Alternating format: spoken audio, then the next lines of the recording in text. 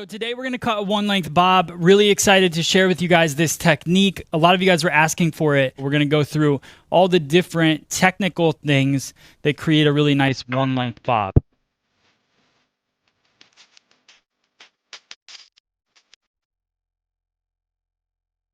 Choice of tools today, what we're going to be using is a YS Park. This is the YS Park 339 comb. I really like this one for precision cutting. And then I'm using the same scissor as yesterday. This is the scissor that Mizutani made for me. There's a few left on freesaloneducation.com if you want one. Don't know if it'll ever be there again. What I really want to focus on first is the sectioning. Sectioning is very simple. I started off right where the parting is on the left-hand side. We took that section all the way down, and then once I got to the crown area, that's where I shift this line to a slight diagonal and then go right down the center back. And then after I create that line in the center back, I go from the occipital bone across to just behind, a little bit below the ear, and a slight diagonal forward line. All right, so again, you want to make sure you have even saturation when you're trying to create a precise line. You don't want some of the hair to be dry, some of it to be wet. Dry hair shrinks a little bit, so make sure that when you're doing the part that you want to be precise, that you have even saturation throughout. So with body positioning, I want to have the head nice and high, almost like chest level with me. The way that I do this in the salon is a lot of times the chair doesn't quite go this high. I'll sit so I can get my eyes kind of level with the haircut. The biggest mistake that we make as hair cutters is a lot of times we'll kind of tilt ourselves to cut a line to get our head kind of down. And when you do that, you tilt your eyes. And when you tilt your eyes, it's hard to cut a straight line. Anytime you're cutting, feet should be pretty much square with your shoulders. Bend your legs into it. Keep your back straight so you're not hunched over like this cutting. Then you keep your eyes flat, your eyes parallel with your scissor, and then you cut your line. That's going to give you a straighter line across. I'm going to use the wide teeth of the comb, as little tension as possible. Hold the hair in the comb just like this. I'm going to go about a ½ an inch from the hairline.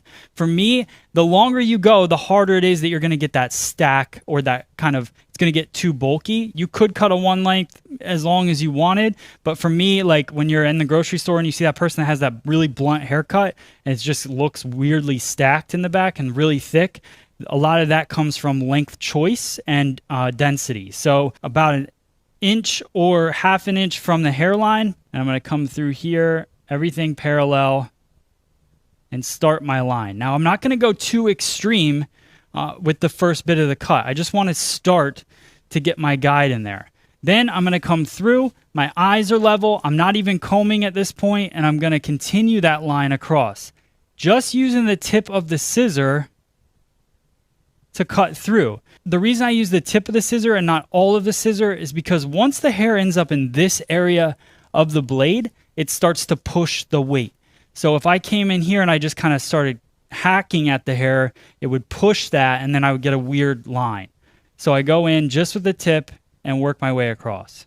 I'm shifting my body because of the fact that I'm trying to show you guys.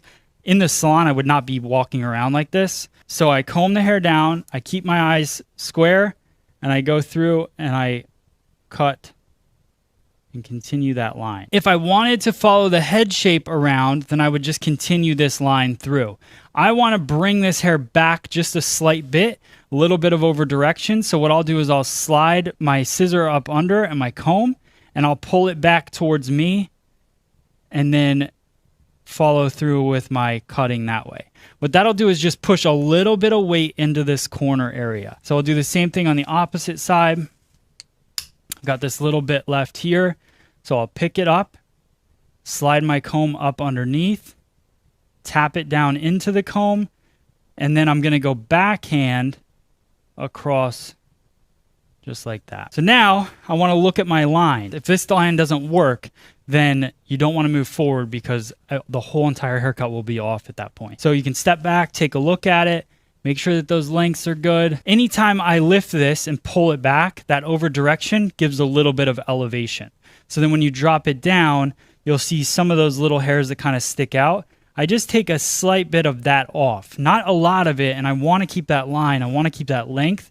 So I just clean it up a little bit. All right, I'm gonna work at about a ½ inch at a time, straight across on the head. So nice clean parting, comb it down, get this hair over, and then I slide my clip up underneath the hair just like that, and that helps hold it up and tight out of the way. The other thing I'm not doing is I'm not tilting the head too much forward. It's just a slight tilt forward. Really, that's just because we're working on a one length, so I want to make sure that I'm constantly looking at it from the way that she's going to be wearing it. Really what I'm looking for is I want this hair to rest up against the other hair. Comb this down just like that, and then I go through and cut the first bit, and then on the edge in the corner, I slide my comb up underneath and I cut across just like that. Now, I like to go both sides and work through. But because I'm cutting this all square in the back, I don't mind kind of working my way back and forth, making sure that it looks nice and balanced the whole way through. All right, last bit, slide that comb underneath. Again, just using that tip. Now, if I was going to create a graduated bob, I would do pretty much exactly what I just did. And then at this point, when I get over the occipital bone, I would start to slightly elevate the hair, bringing it up to this part. A lot of people start their graduation right away, which is fine. But for me, I like to have a little bit of extra density down at the bottom because the head shape curves in. And then as the head shape starts to curve away, that's when I start to elevate it. Because right now you can see I really have a nice light kind of shape to it because of the head shape. So you got to take into consideration what the head shape is doing and how that affects your haircut. All right, so comb tension, coming through, cutting, and then underneath, lift. And this will be a little repetitive as I work through it, but then we're going to blow it dry, and I'll do some dry cutting detail work so you guys can see that as well. So now we're coming around to where it's going to tie into the temple area. So I take another parting, and this one comes all the way around the head. Then I'm going to figure out where the corner is in the head shape. That's what I'm going to over direct back to me. A slight bit.